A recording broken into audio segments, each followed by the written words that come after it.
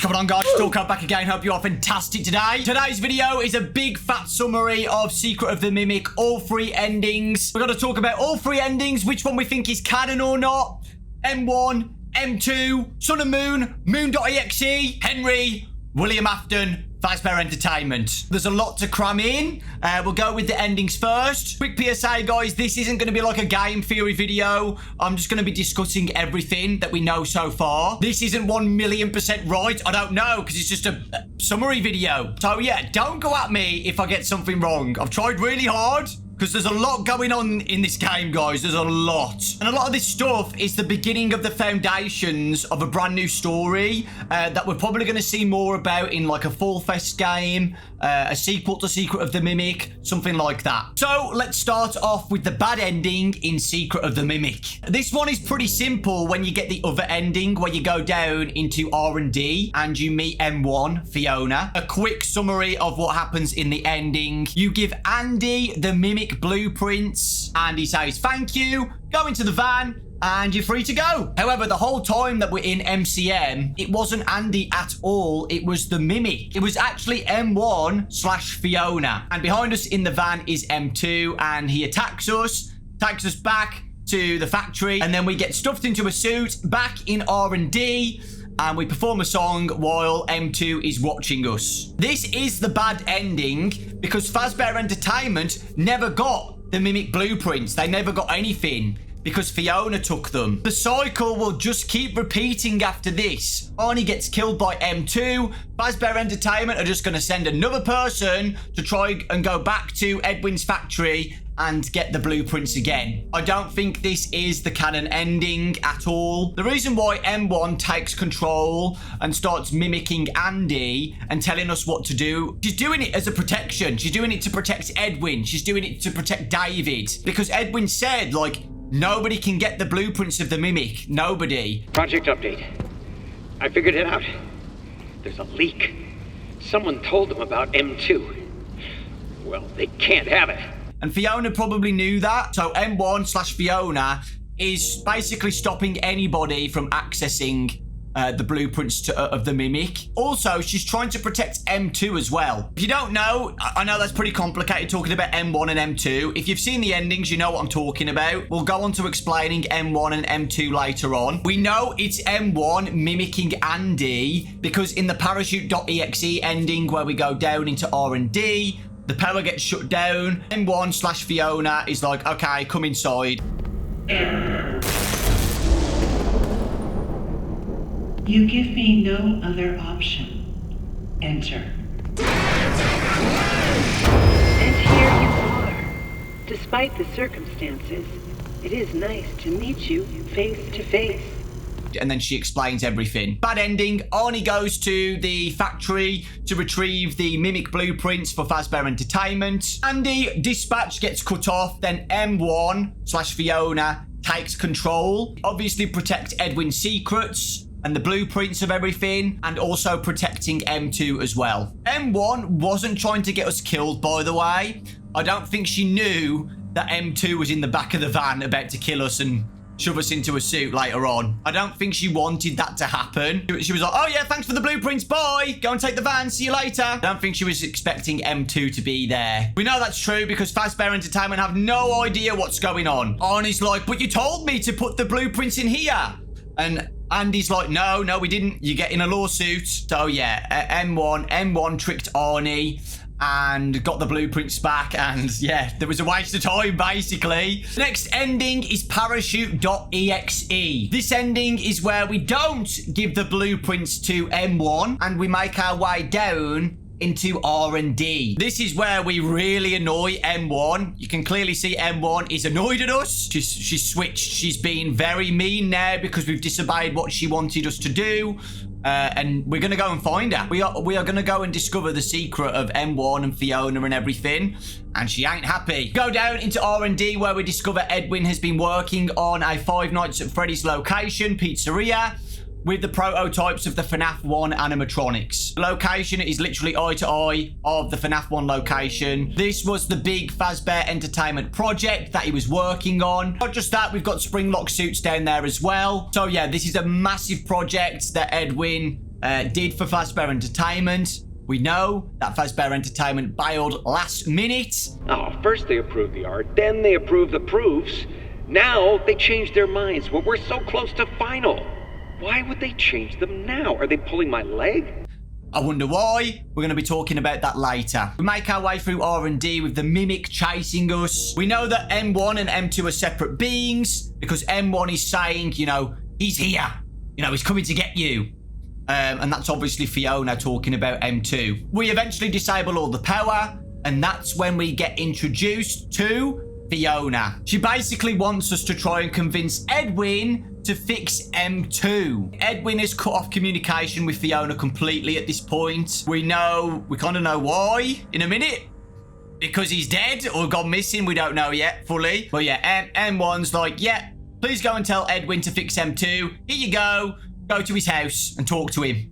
Talk some sense into him. So we make our way to the house, and obviously M2 is there, still trying to stop us and hunt us down. This is where we collect the films of David's birthday. We get these adorable films of David's birthdays throughout the years, but one of them specifically we have to talk about is the final birthday of David, and the reveal that M1 is mimicking Fiona. This is the original M1 program that Edwin makes after Fiona's death at Fall Fest. This reel was absolutely insane. You can see M1 holding David's birthday cake, speaking as Fiona. It's insane. It's a big reveal. Again, we'll talk more about M1 and M2 after the ending summaries. We then make our way to Edwin's office, and Edwin is not there. Unfortunately, there was an accident, an explosion that happened in the office. That's why the roof's blowed off and stuff. And M2 is there, and he's fixed his legs.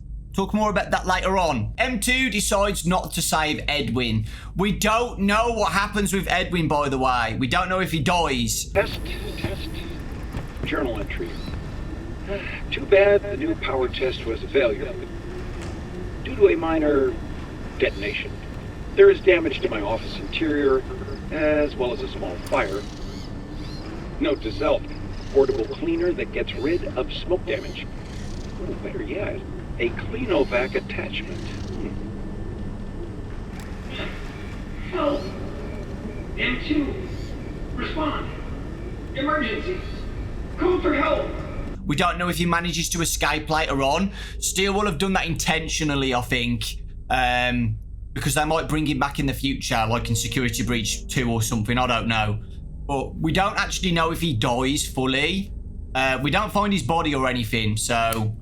It's unconfirmed for now. It's unconfirmed for now, but for now, let's just say he did die. That's why the communications got cut off with him and M1, Fiona, and that's why M2 is never fixed. Never fixed. Edwin, I am sending you a technician. He has your M2 blueprints as well as executive access.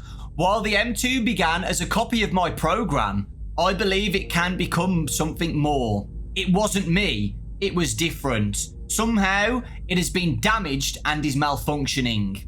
M2 can no longer be controlled. It will no longer listen. It mimics rage. It has done many bad things. No one who enters the MCM is safe. Please reconsider.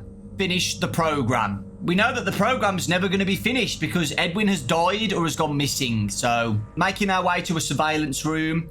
Check that computer. We install Cradle.exe. But if you have a look at the top of that, what does it say? We know MXES now stands for Mechanical X-Form Experimental Storage. Edwin, please talk to me. We need to stop it together. Here are the blueprints for a cradle. It can keep David safe and provide boundaries. It's a type of computer, and it's bigger than anything you've done before. If you won't finish the program, consider building the cradle. It will keep people safe. Please remember that in this ending, with this data diver, we install Cradle.exe into that data diver. Remember that. The Cradle.exe is MXES. It's a new computer system. It's a new computer system, MXES. Cradle.exe, and it has been installed into that data diver. We then get chased by M2. The whole factory sets on fire. The Edwin's house, everything gets set on fire. The end. Just before Arnie gets away, M2 stops him and takes that data diver and goes away. Where does he go? We don't know. It's left with a cliffhanger. But remember, M2 leaves that facility. He's got nowhere to go to after that, remember? Because the whole place is set on fire. Maybe he goes back and hides somewhere there. We don't know. We don't know where he goes. Maybe he makes his way to Fredbear's Family Diner. But the key detail here is that M2 has got the data diver with MXES installed into it. So whatever happens next, we see an MEX machine in security breach. Something happens. Somebody finds a data diver. Somebody stops M2 in a future game. Henry, maybe. William Afton, maybe, at Fredbear's Family Diner. We don't know fully yet. But like I said, this is the foundations to a bigger story here. We are going to see more of this later on. I'm 100% guaranteed. I'm 100% confident there's going to be another game with M2. Like I said, maybe we play as Henry. Henry stops M2 at Fredbear's Family Diner, something like that. I think Parachute.exe is the canon ending. It all makes sense. Like I said, MXES is installed into the data diver. Somebody finds that 1,000,000%.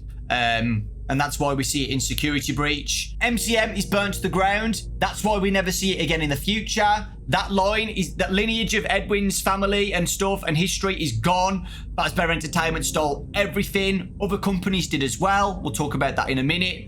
But it's all gone. It's all gone, guys. William Afton took everything. Fazbear Entertainment took everything. MCM is done. Now, let's move on to the good ending where we save M2. We know this is definitely not canon because M2 is never saved because we see him in security breach. So, to get this ending, you have to collect all of the items throughout Secret of the Mimic and then play Moon.exe. Moon.exe is a very interesting program where we see the sun again, which we now know the sun is M1/Fiona. After completing it and making our way to M1, she gives us the glitched permission. That gives us access to the secret areas in Edwin's house. That takes us to David's bedroom. Now, the crazy thing is about David's bedroom, and everybody's called it out, it is very, very similar to the Fnaf 4 bedroom.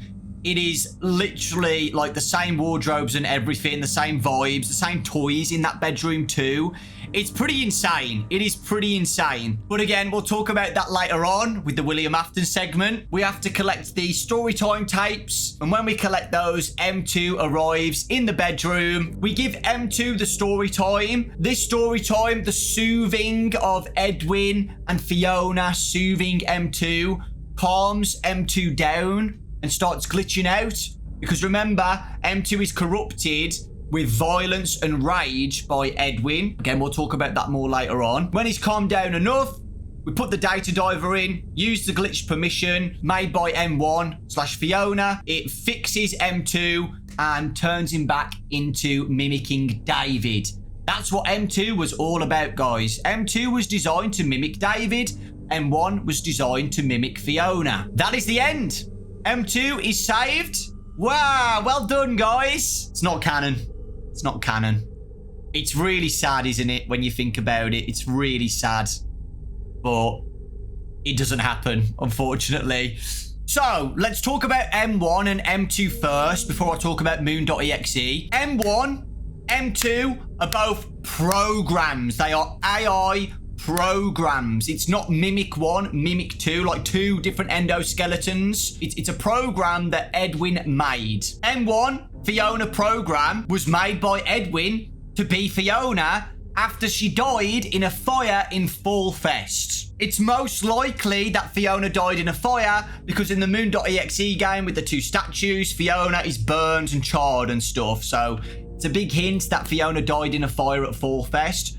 We don't know what happened there yet. It's going to be a DLC or it's going to be a new game of Fall Fest. We don't know what happened there. We have no idea why was there a fire there. But because of Fiona's death, Edwin's grief, and Edwin being so busy, you know, running a massive company and while also trying to look after David, which is impossible. He couldn't even look after David when Fiona was still alive.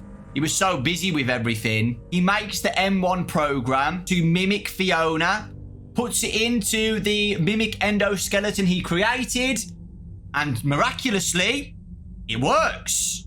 Now, this is where theory talk can 50-50, guys. Is it just the mimic programming, just that? Or has Fiona possessed that endoskeleton as well? We don't know. M1 is saying that she's Fiona. I am Fiona. It's me. I'm Fiona. That's why AI is terrifying. Edwin's creation of M1 is so complicated. Scary because M1 truly believes that she's Fiona. You're not real. What was I thinking? You do not mean that. It is me. I'm Fiona.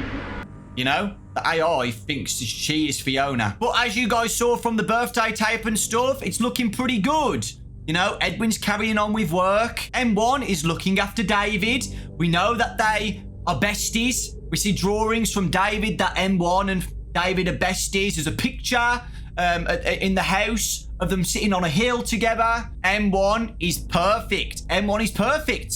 It's going really well for them. And I know deep down, Edwin knows that it's not Fiona and still affected by grief and stuff. But, you know, he's coping at this point. He's okay. However, it's a Fnaf game, guys, so it doesn't last forever. Edwin makes a playground for David. He is stupid at this point, guys. He doesn't listen to what people are saying. People are telling him it's unsafe. You know, you shouldn't be having a playground here. Edwin doesn't listen.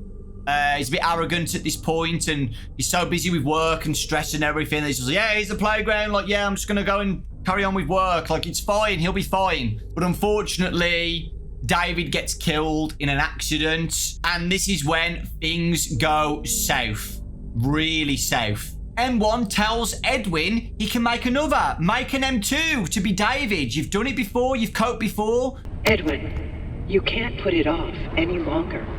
You need to try again. Build another. Edwin, calm down and give it some thought.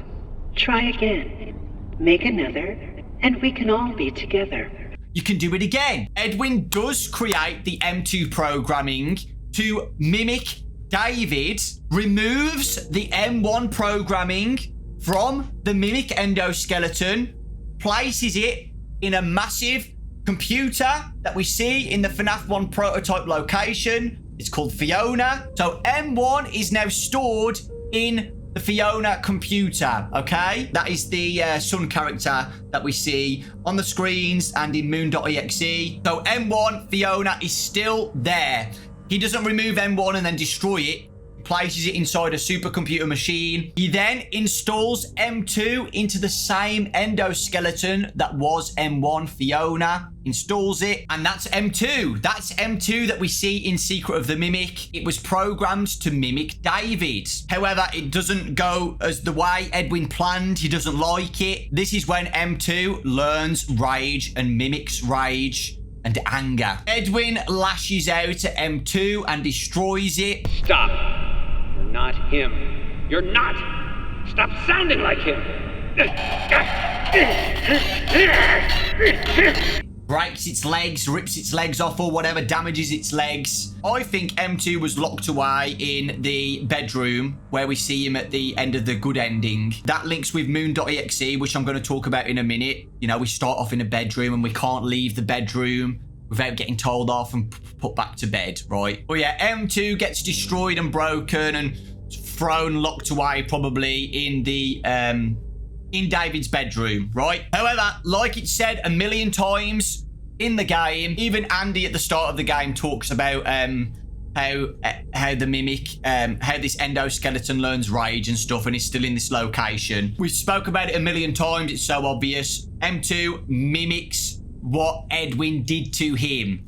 Edwin attacked him, and M2 learns that and then attacks other people. The M2 program is corrupted with rage from Edwin, lashing out at him because he doesn't like it, with grief about David and all the stress and everything. He lashes out at M2, and yeah. There's an explosion in Edwin's office that we spoke about before. M2 manages to escape the bedroom and rebuild himself, gets new legs, and now he is stronger than ever. He kills Edwin. We don't 100% know yet. And now M2 is rampant in MCM, in the factory. And anybody who enters the factory gets killed. The only reason why people are going in to to the factory in the first place is because they're trying to get their hands on M2. They're trying to get their hands on the endoskeleton blueprints.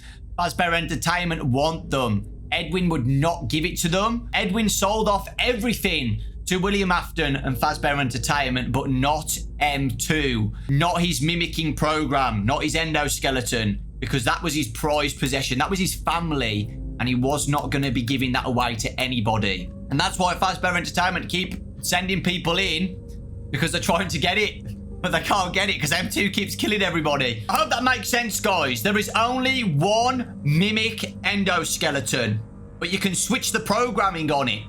M1 originally was inside that endoskeleton to mimic Fiona. It was then taken out, put into a supercomputer, because obviously Edwin wanted to keep Fiona safe and, you know, whatever. And then M2 is installed into the same endoskeleton to be David. But, you know, as we know, that doesn't go as planned. I hope that makes sense, guys. Only one endoskeleton, Mimic 1 programming, Mimic 2 programming. This is explained further in Moon.exe. I think the game is showing M2 escaping after getting destroyed by Edwin. The big baddie in this is the Moon character. I think that's Edwin. Anytime M2 tries to escape the bedroom, he gets caught, put back, and yeah, M2's terrified of Edwin. He's learned that rage and stuff. He's terrified. That's why in Moon.exe, the moon is like the big baddie. That's a metaphor for Edwin's rage and anger towards M2. The whole game is about M2 trying to escape, trying to rebuild himself. You know, it could be a full video actually talking about Moon.exe, because there's a lot of stuff in there. Like the baby owl is supposed to represent David. The sun is Fiona. The moon is Edwin. We are playing as M2, the Mimic 2 programming, trying to escape the bedroom and rebuild itself. I'm going to just give a few examples. We put on the owl mask. The moon cries. We put on the owl mask because it's supposed to be David, right?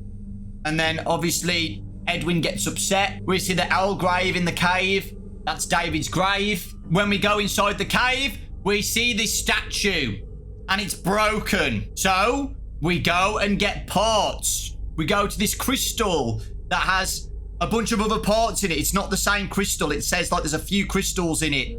And then we grab a part from that. Then we grab a part from a chest and grab a part from here and a lake or whatever. And we rebuild ourselves. That is supposed to be M2 rebuilding itself. When we rebuild ourselves, we go back to MCM. We start off in that entrance where it goes down to Edwin's house and stuff. We start off there. There's a very, very interesting quote that Mr. Helper says. You rebuilt yourself, but now you are split in two. Moon and sun. Destruction and life. So there you go, guys. That sums it up. M2 rebuilt himself, but now obviously he has been corrupted and mimicking Edwin's rage and anger that when Edwin attacked him, right? Then we make our way through MCM in the game. It's very interesting, actually, because we come across Jackie, Music Man, and Dolly.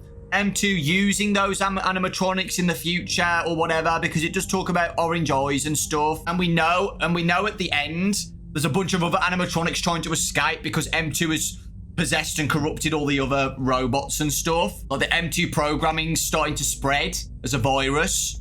Very similar to Security Breach. Then M1 greets us at the end of Moon.exe. Now you will get your rewards. Use this to bring him back. It's all in your hands now.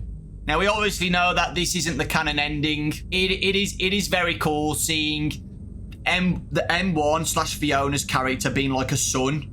And Edwin being a moon. So I hope that makes more sense, guys. It's a very interesting story. The secret of the mimic is you can put it any way you want. The secret of the mimic is that it was originally Fiona. The secret of the mimic is actually there was 2 programs, something like that. Let's talk about Fiona a little bit. Edwin and Fiona are a lot more important in the origins of the Fnaf lore universe than we thought. They have done a lot for Fazbear Entertainment in the past. Other companies as well. Remember, they are a contractor So Fazbear Entertainment have obviously gone to MCM and gone, hey, we're thinking about doing this new restaurant, or hey, we're thinking about doing these new characters. Can you design some for us, new animatronics for us, or new suits or whatever? And then they pay MCM and they make the designs for them. So Fiona originally made puppets. Edwin fell in love with Fiona. You know, Fiona's an amazing person making all these puppets and her creative skills and everything, and Edwin loved that. That's how they clicked. They got married. Fazbear Entertainment was one of the biggest companies they've worked with. Fazbear Entertainment probably gave them a lot of money in the past. Originally, the first thing that took off for them was Chica's Party World. This is before the big Fazbear project, by the way, remember? Chica's Party World was like in the mid-70s or something. It's pretty cool because it looks like Fiona did design Chica, and it made Fazbear Entertainment very, very successful. Remember, Fredbear's Family Diner and stuff already existed, right? Don't go, oh my god, Edwin made everything. Edwin made everything for Fazbear Entertainment. He didn't. Unless his dad did in MCM, I don't know. We don't know. Fredbear's Family Diner existed before Chica's Party World, before Edwin got really involved in everything. So remember that. The success of Fredbear's and stuff was still solely Henry, William. You know, Henry and William wanted to expand. They wanted to make more restaurants. They wanted to expand their characters and stuff. They clearly saw Edwin as a genius, and they wanted to, you know, work with him and build on stuff, and a mutual agreement. You know, they're both going to get banked. Both companies are going to get a lot of money through this deal. Again, we know Fiona was important in the designs of the animatronics and stuff. In Moon.exe, we can see Sun, Fiona, with the Freddy, Foxy, and Bonnie mask. Interestingly, no Chica, but yeah, it is interesting. And it is interesting as well how she's the sun. A big ball of fire. Because she's set on fire at Fall Fest. Henry is spoke about very, very briefly in this game. It's incredibly interesting how Edwin calls Henry Hen. It's a nickname, which means they most likely have a close relationship with each other. They've worked with each other in the past. They clearly have a strong relationship at this point, thanks to the success of Chica's Party World doing really well at first. Interesting detail in Chica's Party World is that Chica's Party World's like this, up and up and up, and then it goes down. I think people got bored of Chica's Party World. Something happened there, maybe another game. Something bad happened there. We'll have to wait and see. But then Fazbear Entertainment are looking for the next project after Chica's Party World. The interesting thing about this is that Edwin talks about Springlock suits and stuff. Now, I know a lot of people are saying, like, oh my god, Edwin made the Springlock suits. I don't think he did. I think Henry and William contracted Edwin to make a different design of the Springlock suits, maybe to make them safer, something like that. Because we know the Springlock suits are very, very dangerous. But the ones in MCM, we go in and out all the time. You know, even with water damage, they work. That's such an clear detail that Edwin Murray made safer Springlocks, ones that don't react to sweat and water and stuff like that, because we know the Fazbear Entertainment Springlocks are incredibly dangerous. William Afton died in one. So, and many other people have as well. The Springlocks are so dangerous. Edwin Murray made safer ones, even though aesthetically they look a little bit ugly and they look a bit trash. They were safe. Unfortunately, Fazbear Entertainment dropped out last minute. Maybe because they didn't like the designs. Who knows? Maybe it was more of an evil plan to sabotage Edwin. We'll talk about that in a minute. But yeah, we know at this point that Edwin and Henry had a good relationship at some point. But for some reason, they backed out last minute. And Edwin talks about, oh, they're not my friends anymore. They're not my friends. That's all we know about Henry. And of course, we can theorize that Henry was a scumbag. Henry sabotaged Edwin just as much as William Afton did. Business is business. Maybe this was Henry's biggest regret in the future, you know? But we don't know yet, and I hope that's explained in the future. I want to see more about Henry. What's going on with Henry? Why did Henry decide to back out last minute? Was he influenced by William Afton? Edwin lost his wife. Edwin lost his kid. Edwin was getting a bunch of lawsuits. Everybody was leaving. You know, maybe Henry saw that and gone, you know what? I'm dropping out. I can't deal with this. Like, there's too much going on, Edwin. I'm sorry, buddy, but your company is gone. It's done for. And then he backed out. It could have just been that. It didn't have to be snaky or anything. It could have just been like, oh my God, like damage control. Like, what the heck? What is going on with Edwin's factory, boys? Why are all of his products malfunctioning? He's got about 20 billion lawsuits right now. You're in debt. I'm done. It doesn't have to be that Henry's a bad guy, even though it's still a bit scummy what he did. Now, let's talk about the real scumbag in this situation. William Afton. It is so obvious through only, what, two mails from William Afton, how manipulative, and you can clearly see that he's manipulating Edwin, sabotaging him completely. He's a scumbag. And that's William Afton in a nutshell, guys. This is before he even kills kids. He is a bad guy. He sabotages Edwin. He sees the money. He sees all the projects in this location. He sees the tragedy that Edwin went through, losing his wife, losing David. Somebody in MCM, a worker, tells him about M2. And I think that's when William Afton's gears start clicking. Like, oh my God, Fazbear Entertainment is going to be huge after this. We don't know if Henry was involved in that, but we clearly know. We know what William Afton's like. His gears are turning. He's going to take everything. And that's what he does. He manipulates Edwin into letting him buy the whole land. And William Afton's like, don't worry, buddy. I won't, you know, I'm not going to do anything to your parents' house. It's okay. You know, I feel like you've got a good deal here. You're behind work with everything. So, yeah, this is a good deal. Let me know. You know, I'm doing you a favor here, Edwin, you know. But don't worry. After this Fazbear project, everything's going to be fine, buddy. You're going to be fine. It's going to be great. Our employees, my friends, they keep leaving. The money's gone. I just need to finish the new Fazbear project, and then everyone will come back. We can get back to normal. I miss my friends. Our friends. I miss you. I miss you more than you'll ever know. During this time, by the way, where Edwin's slowly going in debt with lawsuits and stuff, Fazbear Entertainment are employing MCM workers to go and work for them.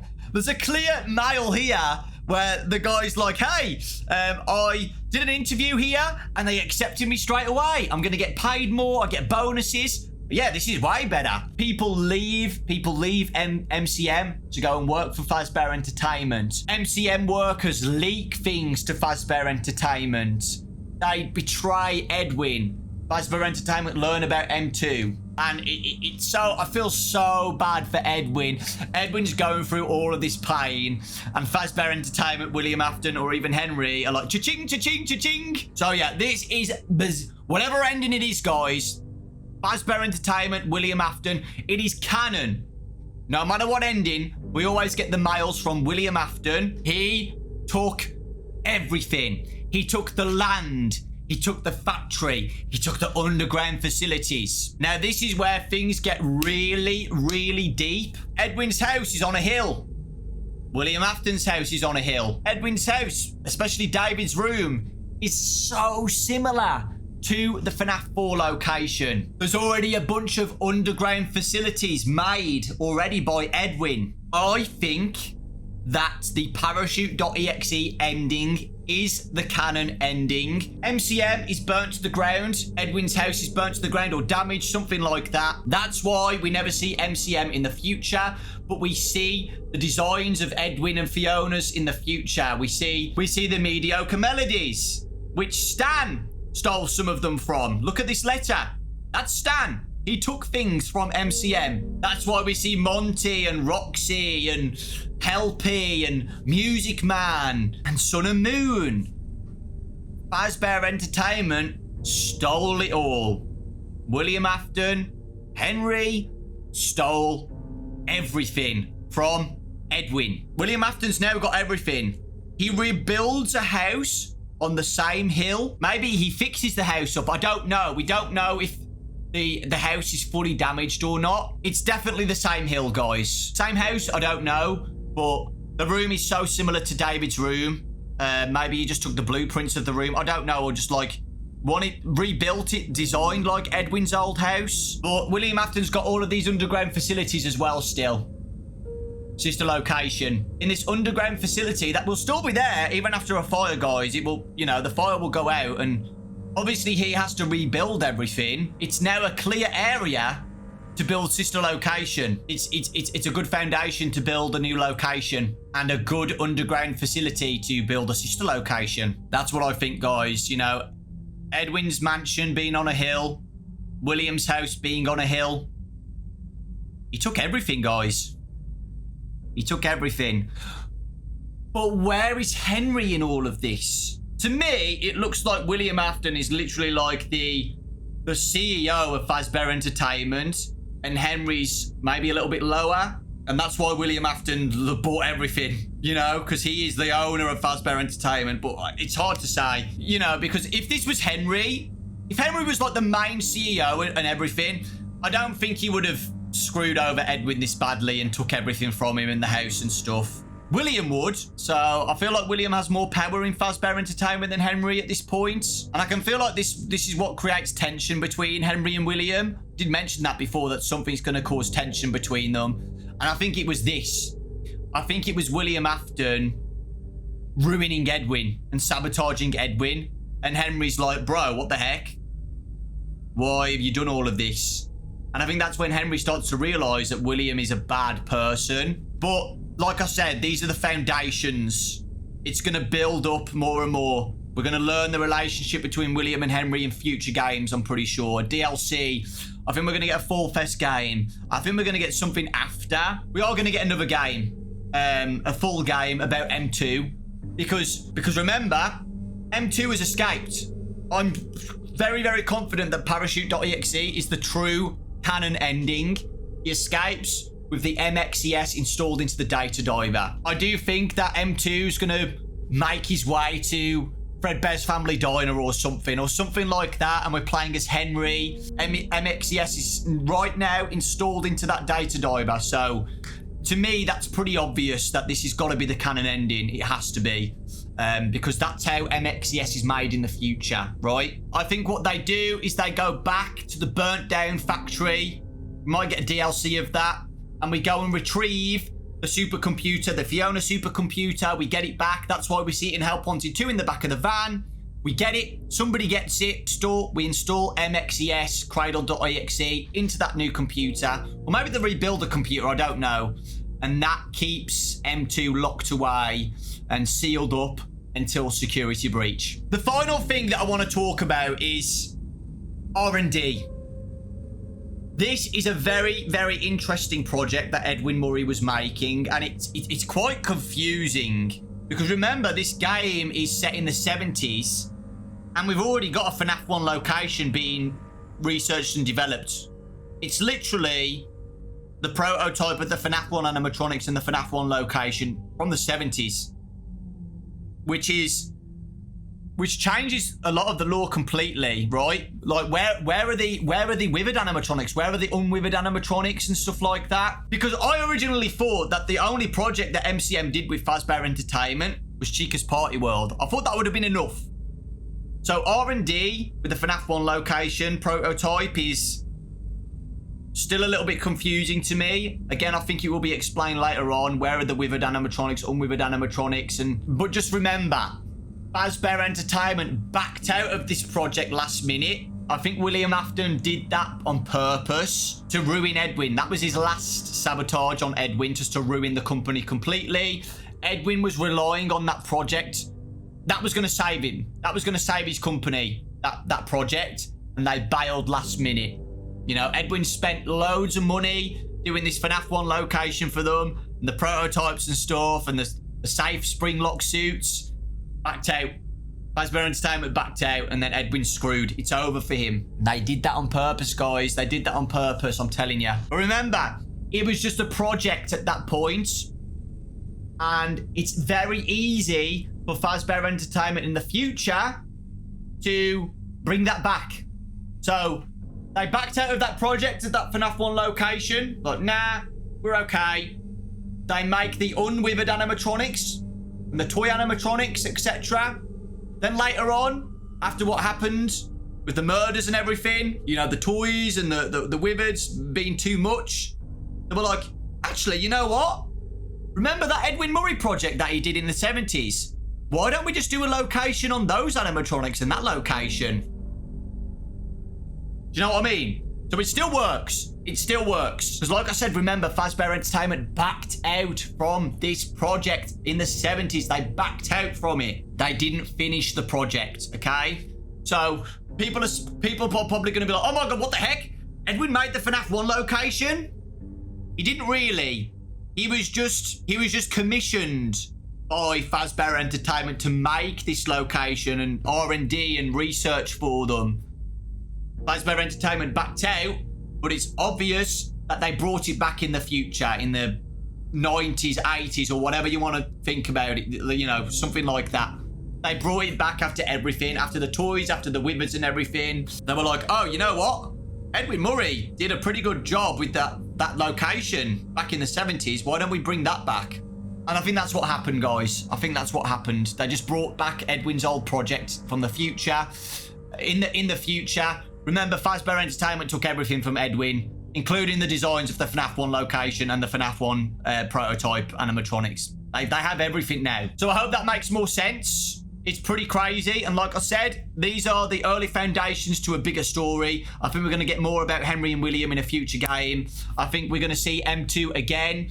And we're going to get another game based on us stopping M2 and sealing him up, ready for security breach. I think we're going to be playing as Henry, something like that. So it is very, very interesting. A long video today, guys. I think I pretty much summarized everything. Let me know your thoughts, guys. I hope you enjoyed today's video. Like I said, it was more of just like an explanation summary video. It wasn't like a theory video, like a game theory video. I just wanted to talk about the game. It's a great game. Has some really good story. And I think it's confusing for a lot of people because this game gives you a bunch of new things and a bunch of answers as well, which we don't normally get in a FNAF game, right? It's more like, what's this? What's this? What's this? M1 is Fiona. M2 is David, blah, blah, blah. You know what I mean? It's very, like, straightforward. And I think that we're not used to it, so we're like, what the heck is going on? But yeah, like I said, it's early days. I think we're going to get more of this clearly in the future. You know, we are going to get an ending, Security Breach 2, where we do defeat M2. Cassie, Gregory, and Vanessa defeat him. Maybe Edwin comes back. Who knows? But that's going to be the end of the timeline, guys. But before that, we've clearly got opportunities to do a Fall Fest game about Fiona. What happened at Fall Fest? What happened with M2 after he escapes with the data diver, with MXES installed in that data diver? So there's still a lot of potential. All right? Get excited. Take care, lots of love, thanks for watching, and I'll see you all next time.